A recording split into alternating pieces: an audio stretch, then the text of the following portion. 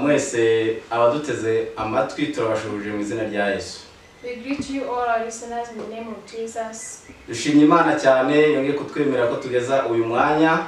We thank God for the time for us to be still alive. Kugira ngo tuganire ijambo ry'Imana. And we are going to share the words of God. Amazina yanjye nitwa Gafishi Safari. His name is Gafishi Safari and my name is Tushime Ange. I'm interpreting this sermon.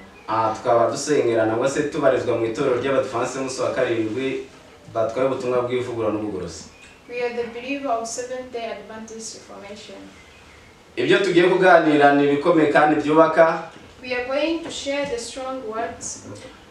Turaganira ijambo rikomeye ritubwira ngo urugo ruhiriwe kandi rw'ingirakamaro. We are going to study the word that say lucky and important home. Kuko tutabivuga dukoresheje ubuhanga bwa kimuntu. We are not going to use our intelligence to explain this. Turi busomere ijambo ry'Imana. But we are going to use the word of God. Uko ari by'Imana rero mureke duce bugufi dusenga Imana. Let's humble ourselves and pray. Data wa twese udukunda uri mu ijuru. Our dear loving Father in heaven. Ukimara kurema umuntu wabonye ari ingenzi mu ushinga umuryango mu isi. After you created human being, you accepted that there should be a family in the world. Satani yanga imiryango agenda yisenya hato na hato. Devil hates the family and he keeps destroying them. Tugusabye nk'Imana kugira ngo ukomeze imiryango iri kojegajega. We request you as a God to keep protecting the families. Tugiye kwiga ijambo ryawe tugusabye kugira ngo twigishe. We are going to share your words. We want you to come and teach us. Ngaho bana natwe muri uyu mwanya kugeza igihe uzagarukira ku bwa Yesu. Be with us in this time until we come back in the name of Jesus. Amen. Rero nshuti bavandimwe, Dear friends, mu nsanganyamatsiko tumaze kuvuga, in the topic that we have just said, turajya kugira ngo tubivuge mu ngingo zigera muri 5. we are going to say this in 5 ways kugira ngo mubashe kuzisobanukirwa neza. so that you can understand very well. Turavugamo ijambo ritubwira ngo urugo ruhiriwe rusarote. We are going to start on the first topic that say what is the lucky home. Ingingo ya kabiri umugabo mwiza kandi wifuzwa. The second one is nice and desired husband. Ingingo ya gatatu umugore mwiza kandi ukenewe. And the third is the needed wife. Ingingo ya kane iratubwira ngo ibyishimo by'umuryango, abana ibyishimo by'umuryango. And the fourth says children and happiness of the family. Iya gatanu ari nayo dusozerezaho iraza kutubwira ngo abasore n'inkumi mu muryango. And the last one says young people in the family. Aya magambo nkuko maze kuyavuga niyo agize urugo ruhiriwe kandi rushimwa n'Imana. These 5 ways combine, they show the lucky and important home. Satani muri iki gihe yibasiye imiryango. Satan has attacked families in this time. Na niyo mpamvu ubutumwa buheruka bw'ivugurura n'ubugorozi. And that is this message of reformation. Abantu tugomba kwihatira kongera kwigisha imiryango nkuko Imana yabivuze. We have to teach families what God has said. Ngaho noneho tutangire kumwivuga ngo urugo ruhiriwe n'ikiruranga. We are going to start on the first topic that says the lucky home. Ahari se byaba bituruka mu gushaka amafaranga cyangwa se wenda uri umuhanga mu byo wize. Does it require you to have a lot of money or a lot of intelligence? Oya siko biri nkuko umuhanga Salomo yabivuze. But it's not like that, as Solomon has said. Yaravuze ngo mu gice cy'imigani igice cya 24:3. Solomon said in the book of Proverbs. Yaravuze ngo ubwenge nibwo bwubaka urugo kandi bugakomezwa no kujijuka. Who may ascend into the hill of the Lord, or who may stand in his holy place? Hati ubwenge nibwo bwubaka urugo kandi bugakomezwa no kujijuka. Through wisdom a house is built, and by understanding it is established. Umuhanga Salomo avuga ngo ubwenge nibwo bwubaka urugo. Solomon has said that intelligence builds kandi house, bugakomezwa no kujijuka. and it is established by understanding. Iyo tuvuze ubwenge tubusanga muri Yobu igice cya 28. When you talk about wisdom, we find it in Job chapter 28. Aho yavuze ngo kuba witeka nibwo bwenge kuva mu byaha nibwo kujijuka. Where he said that respecting God is the real wisdom, and Niyo mpamvu babwira abavandimwe that's why I'm telling you, dear ko brothers, ubwenge bukomoka ku Mana nibwo bwubaka ingo. wisdom from God can build a house. nubwo byagaragara yuko nta byo kurya bihari byuzuye muri uwo muryango, Even though there might be no food in the families, ariko harimo kubaha Imana no gutinya icyaha, but when there is respecting God and fearing sin, urugo ruba rwiza kandi runejeje. home becomes beautiful. Ngaho turebe mu gitabo cy'Imigani 17, We are going to read in the Proverbs chapter 17. turebe nubwo twaba dufite ibyo kurya bikeya ariko twubaha Imana, And we see even though we don't have food in our family, hagomba gutemba urukundo kandi rw'ineza. there has to be love and kindness. Ngaho umurongo wa mbere haranditswe ngo utwo kurya duke turimo amahoro turuta urugo rwuzuye ibyo kurya ariko rufite intonganya. Better is a dry morsel with quietness than a house full of feasting with strife. Nuvuga ngo ibyo kurya bikeya dukeya turi ntatwo, Just a few food or little food ariko dufite amahoro n'umutekano, with peace and security ni ukuvuga ngo biruta ibyo kurya byiza kandi bisa nkaho bikungahaye ariko byuzuye intonganya. is better than house full of feasting with strife. Niyo mpamvu rero nta kindi kigomba kubaho uretse iyobokamana niryo rigomba gukomeza imiryango.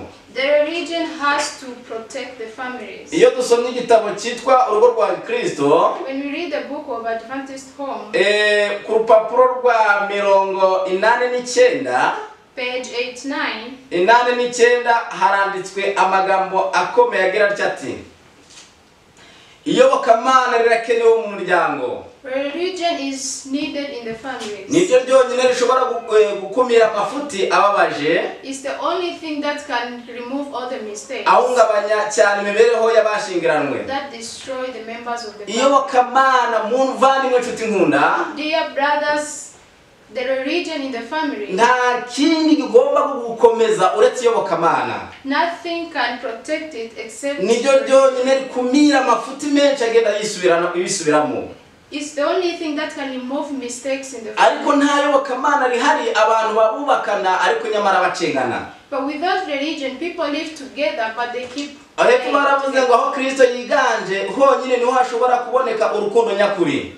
True love can only find in the home where there is Jesus Inkundo Christ. nyinshi z'abantu muri iki gihe zishingiye mu gahararo. The love is based on the rust. Abantu inside. benshi bubakana bitewe n'amafaranga bashakanaho. People marry each other because of their money. Ariko urwo rukundo haraho rugera rukagajuka. But that love comes to an end. Urukundo rutagajuka ni rwa rundi ruzanwa no kubaha Imana. Unending love is the love that is brought by respect. Rwimbitse kandi rutikanyiza. The true love that is very Nibwo strong. imitima isabana ikabisanga n'ingoyi, That's when the hearts unite together kandi imibereho y'abashingiranwe ikomatana. and the life of married people gets together. Icyo nashaka kubabwira, urugo ruhiriwe rw'ingenzi n'urufite kubaha Imana. The lucky and important family is the family that has the respect of God. Nukuvuga ngo reka turebe mu bakurambere bacu bakera.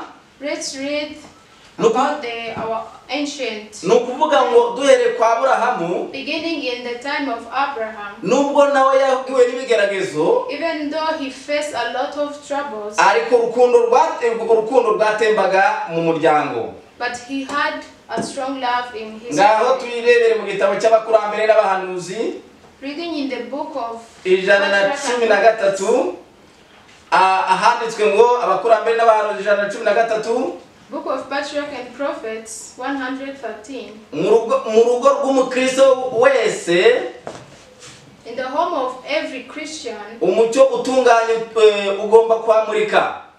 the true light has to shine in that family. Hakwiriye gutemba urukundo rwuzuye imbabazi. There has to be the love that has kindness. Nukuvuga ngo umugabo cyangwa umugore n'umwana uba mu muryango, Dear father, husband, or icyambere ugomba gukunda, you have to love icyakabiri ugomba kugira imbabazi. and you have to be kind. Ibyo ngibyo nibitabaho umuryango ntabwo uzanezerwa. If you don't have that, you're not going to have a happy family.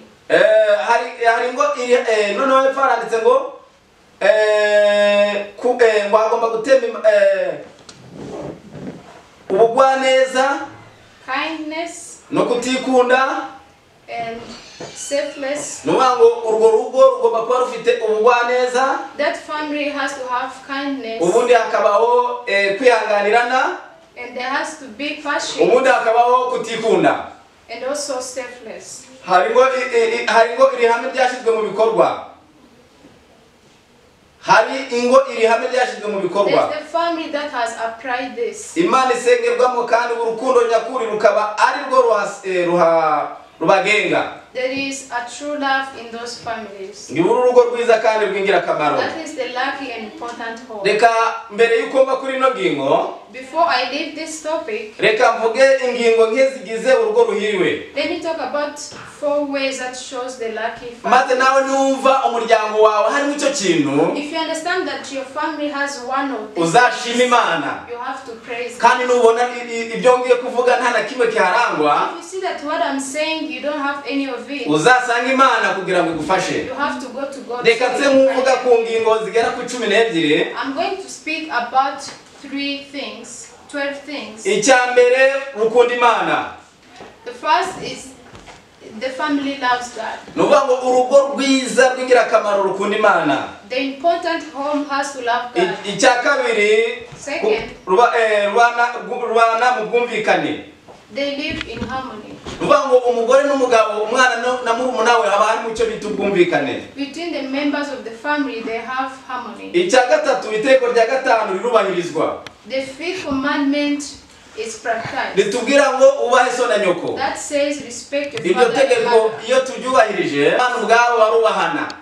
Children respect their parents. Umugore yubaha umugore, umugabo. Wife respect husband. Umukozi yubaha umukoresha. And even the servant respect. Umunyeshuri yubaha umwarimu we. The student respect teachers. Nukuvuga ngo ibyo bikomoka mu kubahiriza itegeko rya gatanu. All of this comes from respecting the faith. Reka mvuge icya kane. The 4th, rukunda abavandimwe. They love the siblings. Nukuvuga ngo ntabwo iyo mamaze kuramuka wibagirwa wo muvukana. When you wake up, you don't forget your brothers. Cyane ko abantu benshi yo bagize ibintu bumva abo bavukanye batari ngombwa. Especially that when the people get wealth, they forget their siblings. Reka mvuge icya gatanu. And the 5th says, rwakira neza abashyitsi.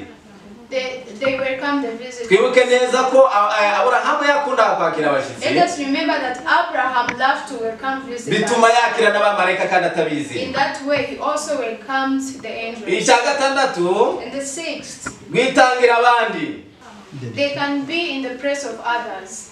Nukuvuga ngo urukundo rwitangira abandi.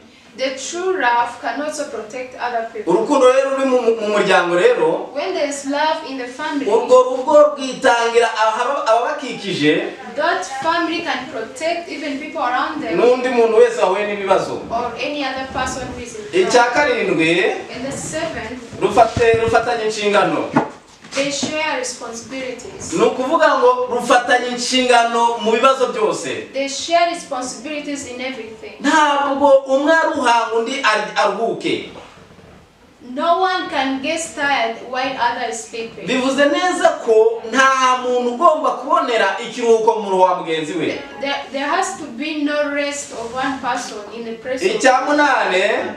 And 8th, rurihanganirana. Nukuvuga ngo urugo ikiranga urugo ruhiriwe kandi rw'ingenzi. What characterize the lucky and important family? Nuko muri rugo hagomba kubonekamwe amafuti menshi kuko ari abantu. There has to be a lot of mistake because there are people. Ariko rukihanganirana. But they have to be patient. Icya cyenda. The 9th, rukoresha neza umutungo. They use well their properties. Nuvuga ngo umutungo bazi neza uko usohoka nuko winjira. They know how their wealth comes in and the way they go. Icya cumi. And the 10th, rushaka ubucuti ku bandi. They find friendship. Nta muntu wigira. You can't be alone. Nubwo ufite ibyo kurya n'imyambaro. Even though you have a lot. Nubwo ufite amafaranga menshi cyane. Even though you have money. Ariko kugira ngo nezerwe nuko ushaka inshuti. For you to be happy, you need to find friends. Ingiki ikintu gikomeye kandi cy'ingenzi. And this is important thing. Icya cumi na kimwe. The 11th, rurangwa n'inama nyinshi. They are characterized by getting the advice. Nukuvuga ngo hagomba kubaho inama mu muryango. There has to be advice in the family. Ubundi kandi ukanazitanga mu bagukikije n'abagukenyeho. And you have to give those advice to people around. Icya cumi na kabiri. And the 12th, kwishakamo ibisubizo. They find solution in them. Ntabwo akantu kose kabaho ngo ujye kuhanisha hirya no hino.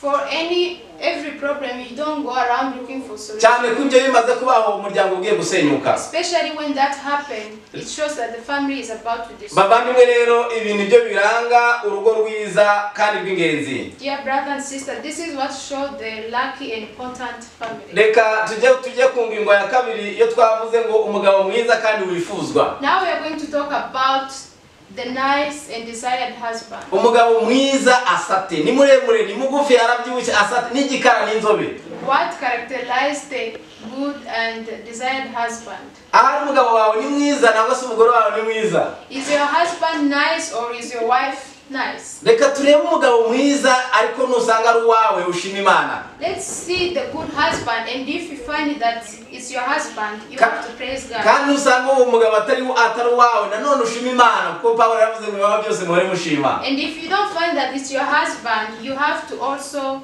praise God, because we know that Paul said you have to rejoice in everything. Ngaho tujye mu gitabo cyitwa Abami. We are going to read in the book of Abami Kings, urwandiko rwa mbere rw'Abami. the book of Kings, Igice ni cya kabiri murongo n'uwa mbere.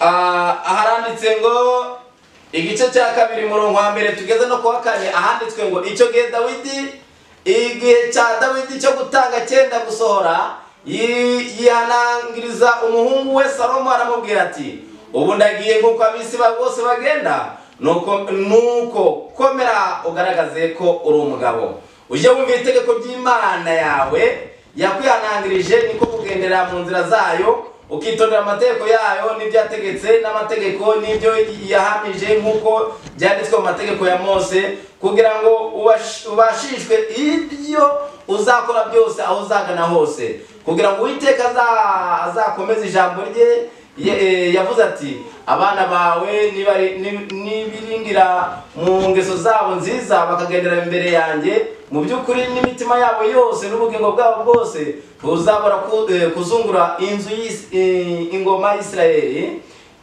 kuzungura ingoma y'Isirayeli uko niko Imana ivuze.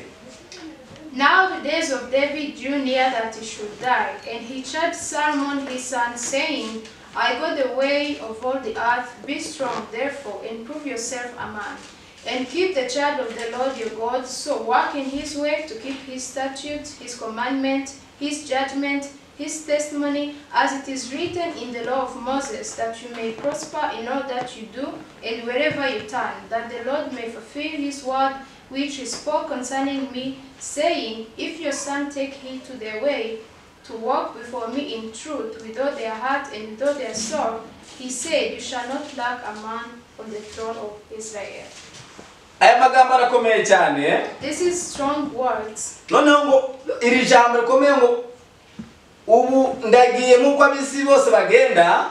And this word where I say that I go the way of all the earth. Nugukomere kandi ugaragare ko uri umugabo. Be strong therefore, prove yourself a man. Ikigaragara ko umuntu ari umugabo icyambere no gukomera. What shows a real man is to be strong. Ntabwo gukomera mvuga ari ukwimbaraga z'umubiri. I'm not talking about physically strong. Ahubwo gukomera kuzima guhera mu bwonko. I'm talking about being mentally strong. Na niyo mpamvu ugomba kugaragaza ko uri umugabo. That's why you have to prove yourself to be a man. Ikigaragara rero umugabo nyamugabo agaragara ko ari umugabo. What shows a real man proves himself a man. Ikindi ndi buvuge Abefeso 3:33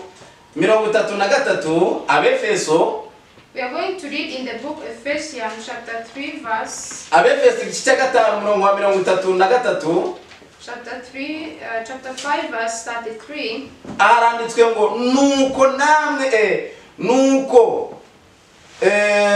namwe umuntu wese akunda umugore we nkuko yikunda kugira ngo umugore nawe abone uko yubaha umugabo we. Nevertheless, let each one of you in particular so love his own wife as himself, and let the wife see that she respect her husband. Nukuvuga ngo umuntu agomba gukunda umugore we nkuko yikunda. A man has to love his wife as he loves himself. Umugabo udakunda umugore abagize icyavuze gikomeye cyane. A man who doesn't love his wife. Umugabo muzima nukunda umugore we. A real man loves his wife.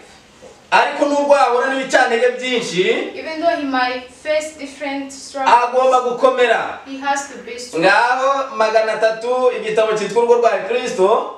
338 Adventist Home page 300. aho naho hari ijambo rihari kandi rikomeye. There's the word that states. Hari umugabo umwe bavuze witwa bamwise Ka. There's the man who talked about in this book. Maze baramubwiye bati mwene data Ka, they told him that dear brother Ka, wahuye n'ibicantege byinshi, you face a lot of ariko struggles, ugomba guhora ukiranuka. but you have to be strong.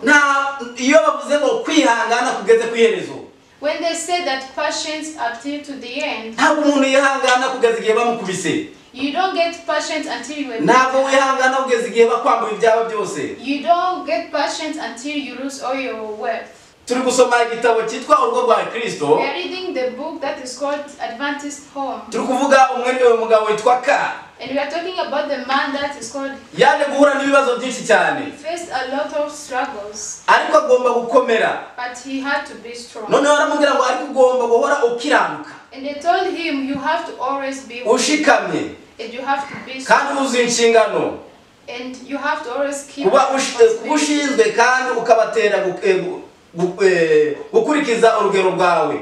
And you have to keep responsibility to those who you are reading, Niba bishoboka. if possible. Nuvuga ngo umugabo mwiza A real man agomba kuba akiranuka, has to be ugomba kuba ashikamye, strong. ubundi kandi agatera abamugize uwo muryango gukurikiza urugero rwe. And he has to set example for his family. Urugero rwawe se nurusarute. What is your example? Ngiki kintu gikomeye cyane. This is a strong thing. Ikindi nababwira nuko umugabo ari we nkingi y'umuryango. And I will tell you that a man is the pillar of the family. Nuvuga ngo umugabo niwe nkingi y'umuryango, umugabo w'inkingi y'umuryango niwe mugabo mwiza. A man is a pillar of the family, and that is. Ngaho dusome Urugo rwa Kristo page 204. Reading in the book of Adventist Home. Haranditswe ngo umugabo ni inkingi y'umuryango nyakuri. A husband is the pillar of the true Ni family. utanga amategeko agaragaza imibereho ya kigabo n'imico myiza. He makes the law in the family. Nguwo umugabo mwiza abyuka mu gitondo ashyiraho amategeko. And that is a good husband. Kandi afite imico myiza. He wakes up in the morning making the law and has. Mbere yuko nza nkuva kuri ino ngingo, Before I leave this topic, reka nze nkuvuga utuntu tugera mu 10 natwo. let me talk about the 10 Ari tuvuga things umugabo nyamugabo. that shows Umugabo man. nyamugabo ntacibwa ntaciga intege kubwa ibibazo. A real man does not get weak when he faces problems. Umugabo nyamugabo ntacigikuba. A real man does not get worried, Ahubwo ashaka ibisubizo. but he finds solution. Umugabo nyamugabo arikomeza nawe ibintu byawe bikomeye cyane. A real man stay calm even in difficult situations. Ntajya noze iwe bari kuburara. He doesn't eat when his family does not have. Ni inyangamugayo yanga guhemuka. He's honest and he doesn't like. Umugabo nyamugabo si umuntu hoza umugore we ku rutoto akambije agahanga. A real man doesn't always suppress his wife with harsh face. So wigira kiryana mu muryango. He doesn't act like lion. So sesagura ibyo atunze asengera wahuye na wese uwazi n'uwatazi. He doesn't misuse his wealth sharing with. Mu gitondo cyakare agasa nk'umuntu wahemukiwe kandi yisakasaka atazi byagenze uko byagenze. And he finds himself having nothing in the morning. So umugabo nyamugabo ahorana imbaraga kandi atanga inama nyinshi cyane. A real man is always strong and is always giving the advice to people. Mbere yuko rero mureke duse nk'aba hine ahangaha kubyerekeranye n'umugabo. Let's stop by here. We were talking about a good husband. Reka tuvuge n'umugore. Let's talk about wife. Ariyo ngingo ya gatatu. That is a third. Umugore ukenewe kandi mwiza. The needed and good. Dore ko abantu benshi bashakira ubwiza kubigaragara. Especially that people find. Ariko ubwiza bw'imbere nibwo bwiza. But internal beauty is what is appreciated. Ubwiza bw'imbere mu mutima. The internal beauty. Uko wakera nubwo amatwa yapfumura. Even though you can show your ears. imisatsi ukayigira nk'uko ushaka, Even though you can change your hair the way you want. ukisiga ukihindura ibara, Even though you may change your skin ariko color, ibara ritangwa na Kristo niryo ryiza. but the true color that is given by Christ is what. Ngaho turebe umugore Imigani 14 murongo wa mbere. Let's talk about wife in the Proverbs. Imigani 14 murongo wa mbere yaravuze amagambo akomeye atya ati, Imigani 14 murongo wa mbere, Proverbs chapter 14 verse aho bavuze ngo umugore w'umutima wese yubaka urugo, ariko umupfu we ubwe ararusenya. The wise woman builds her house, but the foolish pulls down with her hands. Umugore w'umutima yubaka urugo, The wise woman built her ariko house, umupfapfa ararusenya. but the foolish Wab- pull it down. Wabugize ikibazo gikomeye ufite umugore w'umupfapfa. You might be having a lot of problem if you have foolish woman. Ngaho turebe Imigani 19 murongo wa 14.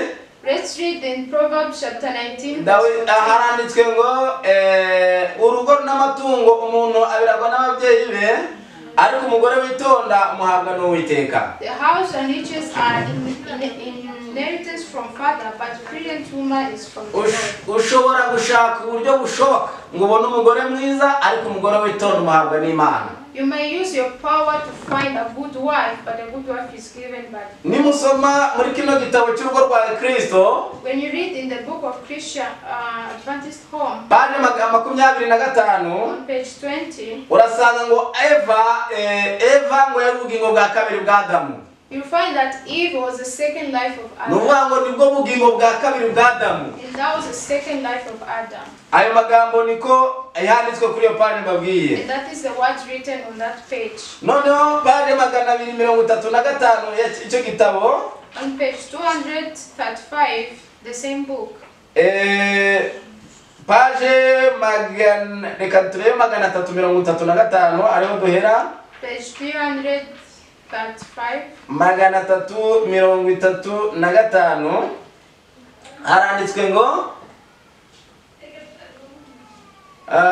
haranditswe ngo mufite ibigeragezo ndabizi. You have troubles, I know. Yarari kubwira umugore ati ndabizi mugira ibigeragezo. She was telling a wife that I know that you are facing troubles. Ariko ibyiza ni ukugaragaza uko ubibona aho kwigenga. But the good way is to show how you feel about the trouble. Nubwo umugore afite ibigeragezo byinshi cyane, Even though a wife can have a lot of struggles, umenye neza kugomba kugerageza kwitonda aho kwigenga. you have to be patient instead of being independent. Umugabo wawe akeneye buri munsi kubona icyitegererezo kizima cyo kwitegeka no kwihangana. Your wife or your husband needs to see the example of patience and independence of yours. Mukore ibishoboka byose kugira ngo umushimishe. Do everything to make him happy. Nuvuga ngo ugomba gukora ibishoboka byose ugashimisha umugabo You wawe. have to do everything to please your husband. Ntabwo ari ibishoboka byose kugira ngo umubabaze. It's not everything to Ngo yangiriye nabi ngo nanjye ndamwishyura. that he did me wrong. Ngo ntabwo andusha ubwenge. He doesn't have. Uwo mugore ntabwo ari ukenewe. That wife is not needed. Noneho baravuga ngo ariko ugomba kumushimisha ariko ntukabangamire amahame na rimwe. You have to please your husband, but don't go away from the principle. Igihe cyose ugomba gukunda umugabo wawe uramenye utaza kubangamira ihame. Every time you have to love your husband, beware not to go away from the principle. Abagore benshi bubaha Imana babikitegerezo nandi gusoma mu gitabo ngo n'umwamikazi w'umuryango. Every wives who respect God, they are the queens of their families.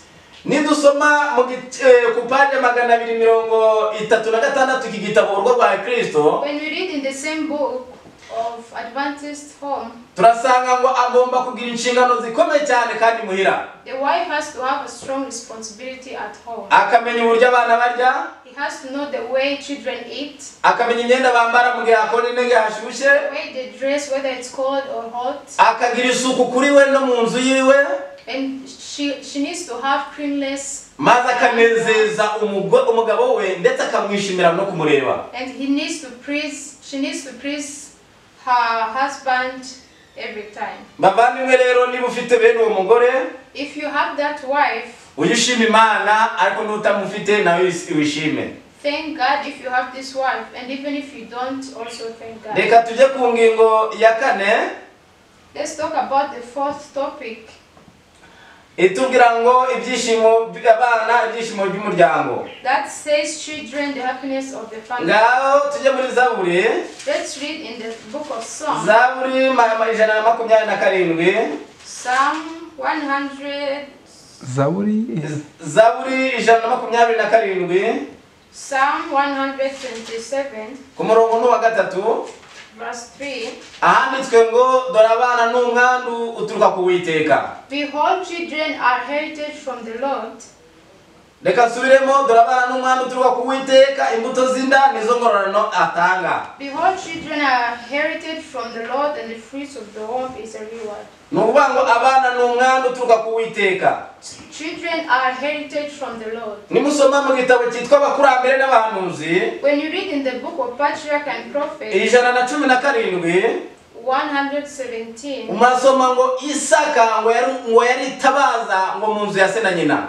that Isaac was the light in the house of Ndetse n'igihe Aburahamu ajya kumutamba, even when Abraham was about to kill him, nta kindi yabonaga mu muryango we uretse inzu icuza umwijima. he didn't see anything but the house full of Abana darkness. Imana yarabaduhaye kugira ngo batubere itabaza. God gave us children so that they can be the light. Iyo dusomye muri iki gitabo cy'urugo rwa Kristo page 151, When you read in the book of Adventist Home, turasomamo amagambo akomeye agira ati there's a words that state, urugo rutagira abana ngo ni nk'ubutayu. the house without children is like a desert. Imitima y'abarugize iri mu kaga kuba abikunda.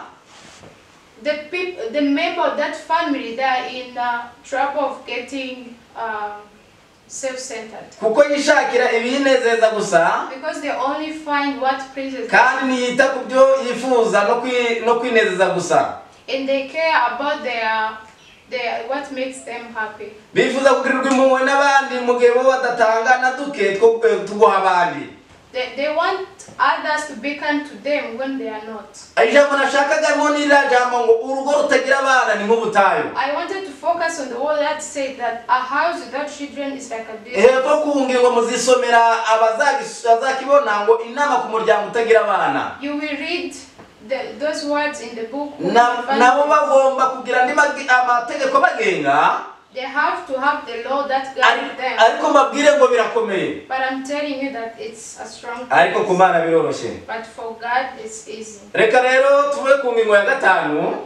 We are talking about the fifth, Abasore n'inkumi mu muryango. young people in the family. Iyo turebye abasore aba ari ikintu gikomeye cyane. When you see young people, it's a strong thing. Murabona nk'uyu n'umusore. As you can see me as a young person, Agomba kuba afite imbaraga zikomeye. I have a strong power. Agomba gufasha ababyeyi ndetse haba mu bitekerezo no mu mbaraga zisanzwe. I have to help my family, whether physically or Uko bafite imbaraga because I have nuko n'icyaha cyabo kiba gikomeye. and even my sin. Ngaho mujya muri Samuel ya mbere, igitabo cya Samuel ya mbere 2:17. In the book of 1 Samuel, Aranditswe ngo nuko rero icyaha cy'abasore kirakomeye cyane imbere y'Uwiteka kuko cyateye abantu kuzinukwa igitambo cy'Uwiteka. therefore the sin of the young men was very great before the Lord, for men abhorred the offering of the Lord. Aya magambo arakomeye cyane. This is powerful words. Icyaha cy'abasore kirakomeye cyane imbere y'Uwiteka. The sin of young people are very great. Abasore bakoze icyaha gikomeye nk'igiri gukorwa muri kino gihe cya none. These young people committed a strong sin as is being done in this time. Urwo ruhiriwe kandi rwifuzwa rero The lucky and important rw'ingirakamaro.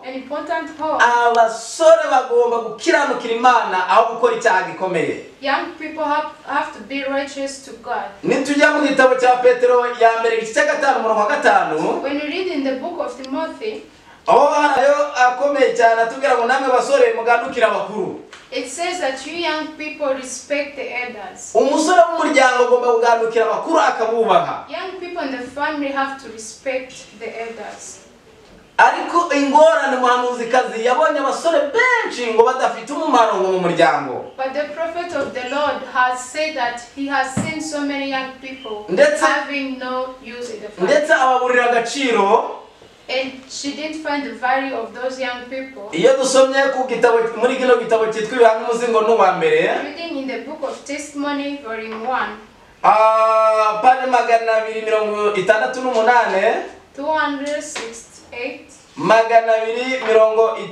268 harimo amagambo akomeye avuga imyifato y'abasore.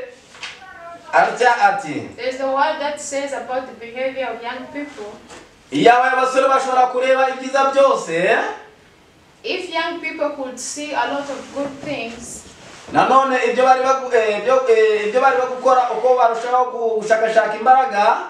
and what they need to do to find power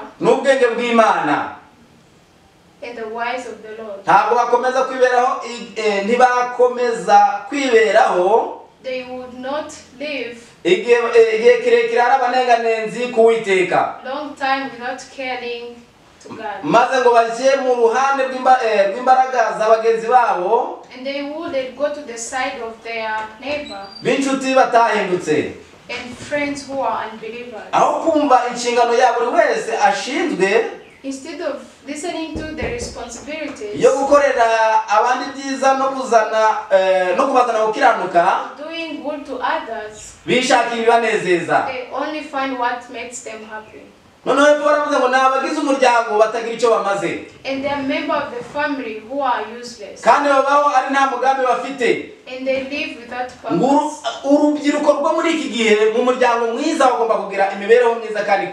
The young people in this time, they have to have a good life in their family. That's why you have to live and you have to be righteous. In the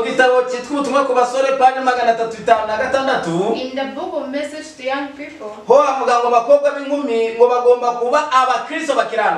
it says that even the young girls have to be a true Christian. Because without that, they can be. Instead of looking for appearing,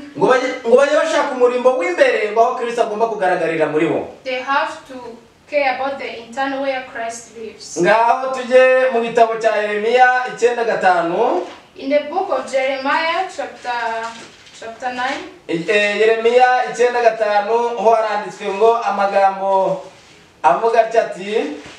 The book of Jeremiah, chapter 9, verse 5. Yeremiya 9:5 katurebe. Urugo rwawe rutuje mu buriganya. Uburiganya nibwo butuma banga kumenya ni kuwiteka avuga. Reka nsubiremo. Urugo rwawe urutuje mu buriganya. Uburiganya nibwo butuma banga kumenya ni kuwiteka avuga. Everyone will deceive his neighbor and will not speak the truth. They have taught their tongue to speak lies. Urugo yurutuje mu buriganya.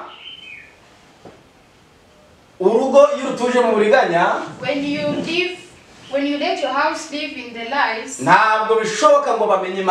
it's not possible to know God.